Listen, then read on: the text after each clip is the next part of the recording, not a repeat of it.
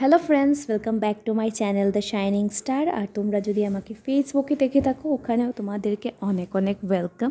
So ফেসবুকে আমার profile name হলো গিয়ে প্রিয়া রয়, আর শাইনিং স্টার TSS তোমাদেরকে বলেই রাখছি ইউটিউবে।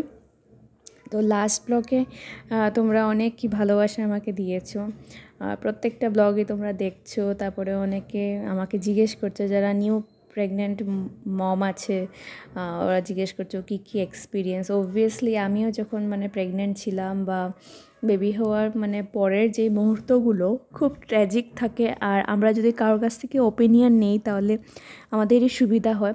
হ্যাঁ, প্রত্যেকটা মাদার অ্যান্ড বেবি আলাদা, তবুও সবার কাছ থেকে অভিজ্ঞতাগুলো জানলে যেরকম এক্সপিরিয়েন্স আমরা ফিল করি, যেরকম সবাই আলাদা আলাদাভাবেই ফিল করে। তো নতুন নতুন এক্সপিরিয়েন্স জানলে আগের থেকে অভিজ্ঞতা থাকে যে কী কী হতে পারে, কী কী না হতে পারে।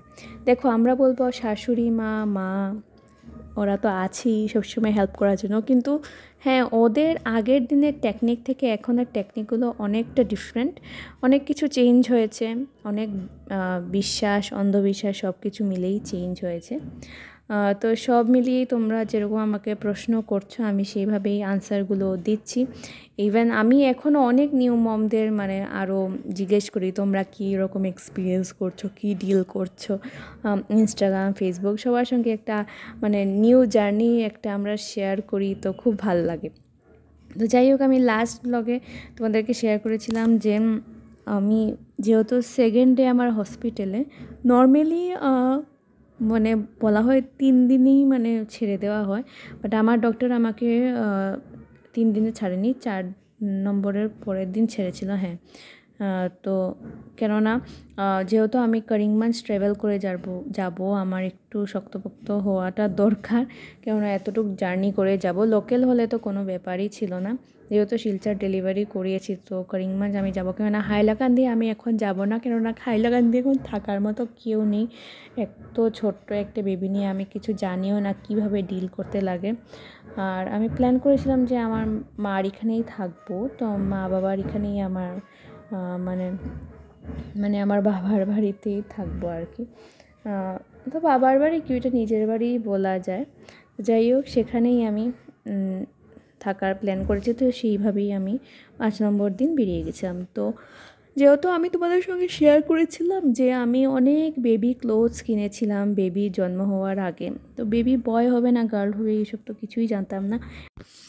তো এখানে আমার চুল আঁচড়ানো চলছে, আর মা একটু বেবিকে নিয়ে বসে আছে।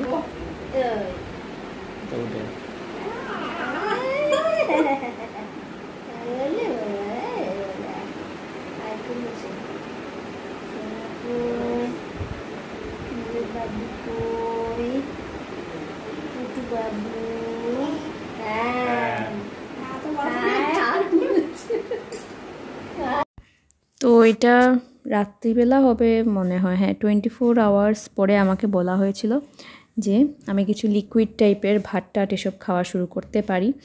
আর আমার ক্যাথেটারও মনে হয় ছুটিয়ে দেওয়া হয়েছিল কয়েকদিন পরে মনে হয়। হ্যাঁ, আমার ঠিক এখন মনেই পড়ছে না কবে ছুটানো হয়েছিল। তো বড় পিসি আমাদেরকে খাওয়া প্রোভাইড করছিল। তো এখানে একদম লেউ লেউ করে ভাত আর ডাল দিয়েছিল, আর মনে হয় কিছু একটা ভাজা ছিল সঙ্গে। আমার তো খেতেই ভয় লাগছিল, মনে হচ্ছিল এখানে ল্যাট্রিন হয়ে যাবে। কিন্তু অ্যাকচুয়ালি যেহেতু এইসব ওষুধ চলছিল, মেট্রোজেল এসব, তো সেই জন্য আমার ল্যাট্রিনটা হচ্ছিল না, এটা আটকিয়ে রাখা হয়েছিল। আর আমার এই অবস্থা, আমার একদম ভালো লাগছিল না এই বিছানায় শুয়ে শুয়ে। তো যাই হোক, এখানে বিছানা যে আপ অ্যান্ড ডাউন করা যায় সেইটা করে দিচ্ছিল ওরা এসে। আর এখানে আমি বসে খেতেও পারছিলাম না, আমার ফিল হচ্ছিল আমি একটা অকেজো হয়ে গেছি। প্রেগনেন্সি হওয়ার পরে এরকম অকেজো আমার নিজেই, আমি কিছু করতে পারছি না। যেই জায়গায় আমি আগের দিন পর্যন্ত অ্যাসাইনমেন্ট লিখেছি, স্কুলে অনেক কিছু খাতা চেক করে আমি জমা দিয়ে আমার হাজব্যান্ডকে জমা দিয়ে এসেছি, আমি কন্টিনিউ কাজ করে গেছি। সেই জায়গায় আমি এখানে বসে আছি, আমি কবে ঠিকমতো দাঁড়াতে পারবো, কী করতে পারবো, হাজারো চিন্তা আমার মাথায় ঘুরছিল। প্রচণ্ড একটা বাজেভাবে আমি চিন্তাধারা শুরু করে দিয়েছিলাম। তো এরকম হয়তো সবারই হয় যারা অ্যাক্টিভ একটু থাকে। তো আমি ভীষণ মানে বাইরে বেরোনো মতন আর কি পার্টি, বুঝতেই পারছো, স্কুলে যাচ্ছি ডেইলি। হয়তো স্কুলে যখন যেতাম তখন মনে হতো যে একদিন রেস্ট নেই, একদিন ঘরে থাকি, কিন্তু এখন মনে হয় কবে স্কুলে যাব, কবে সব কিছু কাজ টাজ করবো। তো এখানে আর কি বেবিকে একটু চেঞ্জ করা, ফ্রেশ করানো হচ্ছে, ফ্রেশ ট্রেশ করানো চলছে।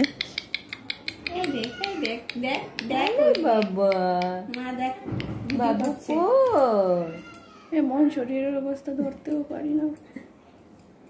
বাবু কই রে? ও বাবা, বাবা কোথায় তুমি? প্যান্টটা খুলে দিয়ে আরাম লেগেছে? এখন তাকাচ্ছে, এখন বড় বড় চোখ করে তাকাচ্ছে। আরেকটা প্যান্ট পরে দে। চোখ আস্তে আস্তে মেরেছে। না না না,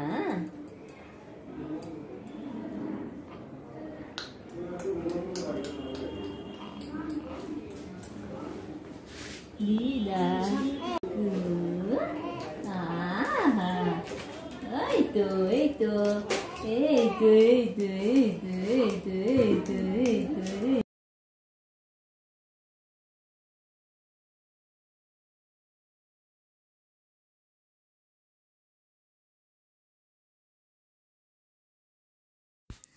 তো এখানে আমার ফ্রেন্ড এসছে, আমার বেস্ট ফ্রেন্ডই বলতে পারো। সেই রকম যোগাযোগ এখন কথাবার্তা হয় না, বাট হ্যাঁ ও সব মানে অকেশন যেটাই হয় মানে সব কিছুতেও আসে। তো আমাকে বলেছে ও হসপিটালে দেখা করতে আসবে, তো ও এসে হচ্ছে শিলচর পৌঁছে গেছে, ভাবো তুমি।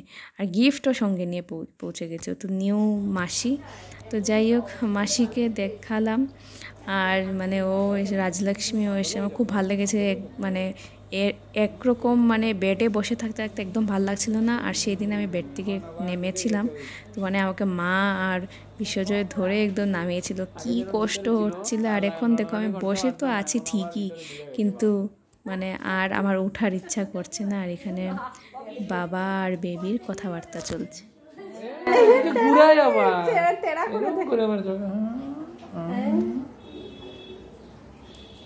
দেখছেও নিজেকে, সব ঠিক আছে, ঠিক আছে।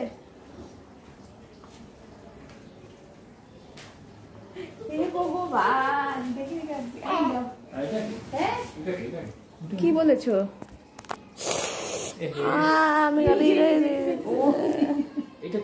নিজেই ব্যথা পাচ্ছে। ঠিকঠাক দৌড়ো বিশ্বজন, ঠিকঠাক দৌড়ো। এটা আমার হাতেই বুড়া।